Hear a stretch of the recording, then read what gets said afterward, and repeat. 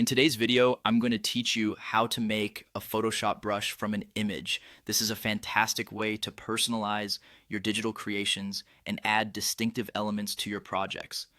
Whether you're a designer, an artist, or just someone who loves to play around with images, this tutorial will guide you through the process in a clear and simple way. Let's dive straight into Adobe Photoshop. If you don't have it open yet, go ahead and launch it on your computer. Once you're in, the first step is to add your chosen image into Photoshop. This image can be virtually anything. Just make sure it has the qualities you want to incorporate into your brush. You can do this by going to the File menu and clicking Open, then selecting the image file from your computer. After you have your image up, it's time to edit it. Editing involves selecting only the part of the image you want to convert into a brush.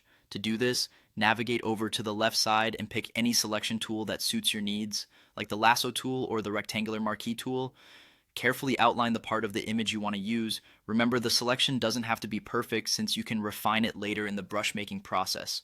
With the selection ready, we move on to a cool feature that Photoshop offers. Go to the Edit menu in the toolbar at the top, and there you'll find a feature called Define Brush Preset.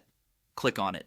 A dialog box will appear, allowing you to provide a name for your new brush. I recommend choosing something memorable so that it's easy to find when you want to use it again. After clicking OK, your image is now transformed into a custom brush. But don't stop just yet. A new canvas is needed to test this out.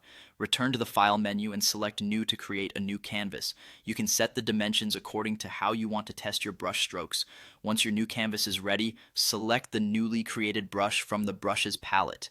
Now comes the fun part. Click on the canvas and start painting with your new brush. You'll notice that the shapes and patterns are exactly like the image you chose. This is where the magic happens as you see your image seamlessly integrated into a brush.